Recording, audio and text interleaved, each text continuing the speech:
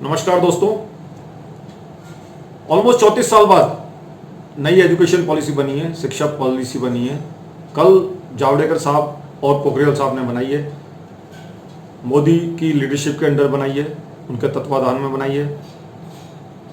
पहली बार 1986 में बनी थी पॉलिसी और 1992 में चेंजेस हुए थे कुछ, और उसके बाद अब फाइनली ये बन गई है।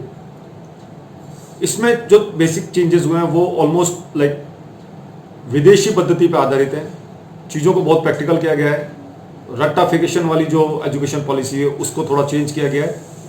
रट्टाफिकेशन नहीं चलेगा, प्रैक्टिकल ज्ञान का होना ज़्यादा महत्वपूर्ण माना गया है। और ग्लोबलाइजेशन की प्रोसेस जो ग्लोबलाइजेशन का जो प्रोसेस है उस पर बेस्ड ये एजुकेशन पॉलिसी है, ज़्यादा प्रैक्टिकल है। इससे हमें नौकरी लेने में, नौकरी करने में ज़्यादा स्किलफुली नौकरी कर पाएंगे, काम कर पाएंगे, या कोई बिजनेस कर पाएंगे, या विदेशों में काम कर पाएंगे। इस पूरी एजुकेशन पॉलिसी का मैं जल्दी से जल्दी एनालिसिस करने की कोशिश करूंगा। वो बातें बताऊंगा जो अखबारों में कवर नहीं करी गई हैं। मेरा आपसे रिक्वेस्ट है कि पूरा वीडियो आप शुरू से लेकर अंत तक देखें, जिससे आपको पूरी चीज़ों का पता लगे। सब्सक्राइब करना ना भूलें। यहां से मैं शुरू करता हूं। जो पॉलिसी है वो ऑलमोस्ट लाइक 5-3-3-4 के जो प्रोसेस है, 5-3-3-4 का जो प्रोसेस है उस पर बेस्ड है। 5-3-3-4 का मतलब है 5वीं में 5 साल तक प्राइमरी एजुकेशन होगी, 3 साल तक उसमें बेसिक एजुकेशन होगी, वहाँ की लोकल लैंग्वेजेस में वो कर सकता है, बच्चा कर सकता है। 3 से 5वीं तक 3 से 5 तक वो नए सब्जेक्ट लेगा और इंट्रोडक्शन होगा उस सब्जेक्ट के बारे में। और 5वीं से 8वीं तक वो इंटर्नशिप कर सकता है।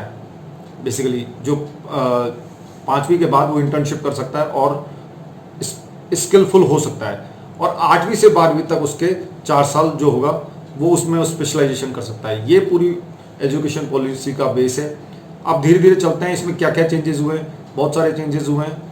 लोकल जो नेटिव लैंग्वेज है या हमारी मातृभाषा है उस पर ज़्यादा ध्यान दिया गया है, उस पर बेसिस पे एजुकेशन को बेस किया गया है। और उससे आगे चलें, आर्टिफिशियल इंटेलिजेंस पे के बेसिस पे असेसमेंट होगा बच्चों का। खुद उनका पहले वो खुद अपना असेसमेंट करेंगे, फिर उनके साथी उनका असेसमेंट करेंगे, फिर अध्यापक करेंगे। इसके बेसिस पे उनको मार्क्स दिए जाएंगे। 6ठी से ही इंटर्नशिप स्टार्ट हो जाएगी, जिससे वो अपना बिजनेस या अपना काम खुद स्टार्ट कर सकें। 3.5 करोड़ 3.5 करोड़ नई सीटें उपलब्ध होंगी हायर एजुकेशन के लिए, जिस बेसिकली गवर्नमेंट ने हायर एजुकेशन पर ज़्यादा ध्यान दिया है, जिससे वो स्किलफुल बन सके। खुद का पाठ्यक्रम होगा। एक कोई भी स्वायत्त कॉलेजेस बनेंगे, यानी कि उनको किसी और के एफिलिएशन की जरूरत नहीं है। वो खुद ऑटोनोमस बॉडी होंगे, अपना कोर्सेज खुद डेवलप करेंगे और 15 साल तक उनकी मान्यता रहेगी अगर वो चेंज करना चाहे तो।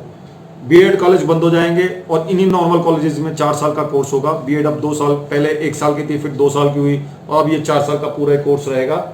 शिक्षकों का पाठ्यक्रम एनसीटीई अध्यापक शिक्षण के लिए पाठ्यक्रम ढांचा NCFTE 2021 बनाएगी।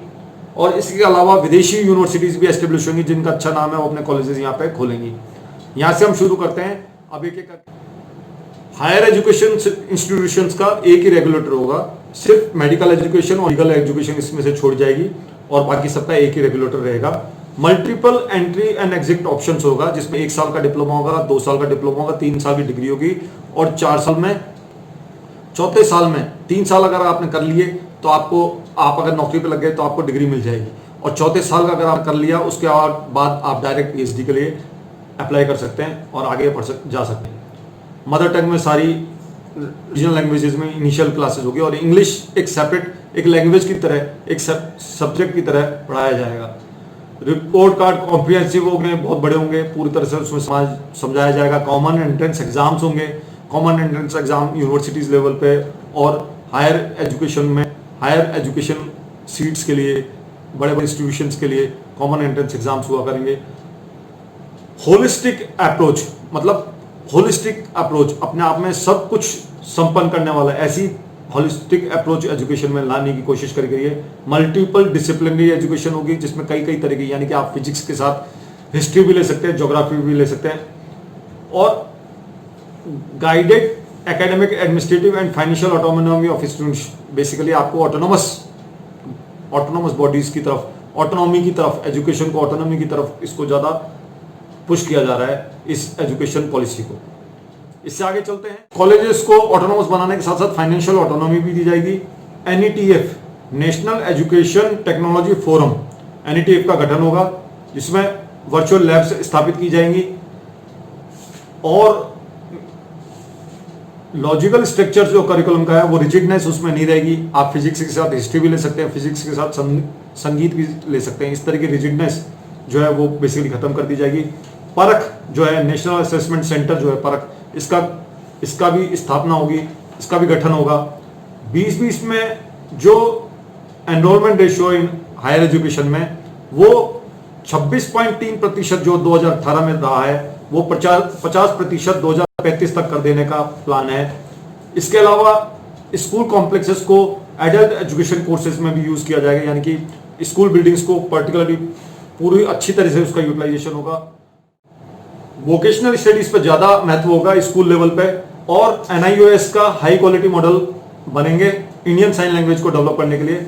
इसके अलावा अगर हम आगे चलें तो मिनिस्ट्री ऑफ डिफेंस के तत्वाधान में NCC विंग बनेगी सेकेंडरी एजुकेशन लेवल पे और हायर सेकेंडरी एजुकेशन लेवल पे। पहले ये सैनिक स्कूल या मिलिट्री स्कूल्स में ही उपलब्ध हुआ करती थी। फ्री बोर्डिंग फैसिलिटीज भी प्रोवाइड करी जाएंगी बच्चों के लिए जवाहरलाल नवोदय विद्यालय की तरह, जिससे कि वो पढ़ सकें और गरीब क्षेत्र का बच्चा भी पढ़ सके। Digital online learning school level और कॉलेज लेवल पे डेवलप करी जाएगी और SC ST OBCs और SEDGS इन सब के लिए ये महत्व इंसेंटिवाइज मेरिट प्रोग्राम्स जिसमें उनको मेरिट इंसेंटिव्स मिला करेंगे जिससे कि वो अपनी एजुकेशन को पूरी कर सके। 4 साल का B.Ed का कोर्स होगा और नॉर्मल कॉलेजेस में ही पढ़ाया जाएगा। National curriculum framework for teachers education जिसको हम NCFTE 2021 इसका भी गठन होगा, इसका भी स्थापना होगी और 6% GDP का खर्चा बढ़ेगा, यानी कि 6% GDP का पार्ट हम एजुकेशन में लगाएंगे। पहले ये हम लोग 1.7% ही लगाते थे जो एक बहुत ही स्मॉल अमाउंट हुआ करता था, बहुत कम पैसा हुआ करता था। बैगलेस डेज मतलब बस्तों को कुछ दिन बस्ते नहीं लिए जाया करेंगे, बैग्स को प्रोहिबिट किया जाएगा। उस टाइम पे क्विज़ेस या special programmes, sports, vocational crafts, ये इन सब चीजों पे ध्यान दिया जाएगा। इससे आगे चलते हैं तो 3 लैंग्वेजेस पे ध्यान दिया जाएगा। लैंग्वेजेस होंगी रीजनल, नेटिव या मदर टंग जैसे होती है हिंदी वगैरह है, इन लैंग्वेजेस में ज्यादा बचपन में ध्यान दिया जाएगा। एक्सपेरिमेंटल लर्निंग ज्यादा होगी और इससे अगर इन एक्सपेरिमेंटल ट्रेनिंग जो होगी उसमें आपको काम करके दिखा जाएगा बजाय रटने के। कंटेंट फोकस आइडियाज एप्लीकेशन होंगे, प्रॉब्लम सॉल्विंग एटीट्यूड होगा टीचर्स का बजाय एक सब्जेक्ट का। करिकुलम कंटेंट जो होगा वो परफेक्ट होगा, उसमें ज्यादा रट्टाफिकेशन नहीं होगा, ज्यादा थ्योरेटिकल पार्ट नहीं होगा, बट जो एसेंशियल चीजें हैं उनको पढ़ाया जाएगा। Core essential and space of critical thinking and more holistic होगा, कोर होगा और करिकुलम बेस्ड होगा पर ज्यादा थ्योरेटिकल नहीं होगा। NIOS होंगे, ओपन स्कूल्स होंगे, ABC लेवल होगा उनका। 3 इक्विवेलेंट टू ग्रेड्स 3, 5 और 8 टाइप के ग्रेड्स बनेंगे। फॉर्मल स्कूल सिस्टम्स भी के अलावा भी ओपन स्कूल्स बनेंगे, उसके ABC लेवल होंगे। यही बात बेसिकली कहना चाहता है जो डिपार्टमेंट है वो बेसिकली ये बताना चाहता है।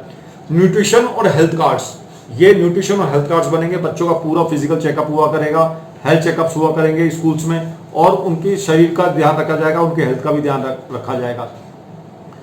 अच्छा, सबसे इंपॉर्टेंट बात है बाल वाटिका बनेगी जो 5वीं क्लास तक है प्राइमरी एजुकेशन के लिए।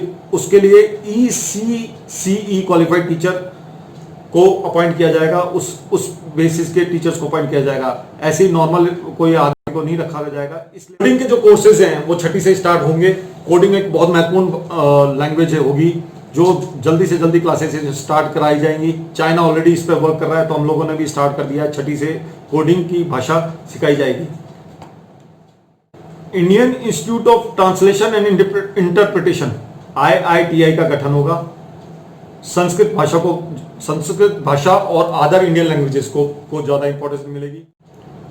नेशनल रिसर्च फाउंडेशन NRF जिसको कहते हैं उसका गठन होगा, जिससे कि रिसर्च का जो कल्चर है वो यूनिवर्सिटीज के थ्रू फैले और एक दूसरे में परमिएट हो, एक दूसरे में स्प्रेड हो, इस तरह का वो है। एचआरडी मिनिस्ट्री को भी नया नाम दिया जाएगा, HRD ministry of education ministry के नाम से जानी जाएगी। तो यहाँ सारे विश्लेषण मैंने आपको बता दिया है। नोटिफिकेशन अब ये आना बाकी है इस एजुकेशन पॉलिसी का, तो बहुत जल्दी आने वाला होगा और एग्जीक्यूशन का टाइम बता दिया जाएगा उसमें कि कब से ये एग्जीक्यूट होंगी ये सब पॉलिसी। मेरे चैनल को सब्सक्राइब करना ना भूलें। यहीं पे मैं समाप्त करता हूं और नए टॉपिक को लेकर मैं आपके सामने समक्ष फिर आऊंगा। तब तक के लिए शुक्रिया, धन्यवाद। आपका दिन शुभ रहे। आपका होस्ट मयंक नलूका।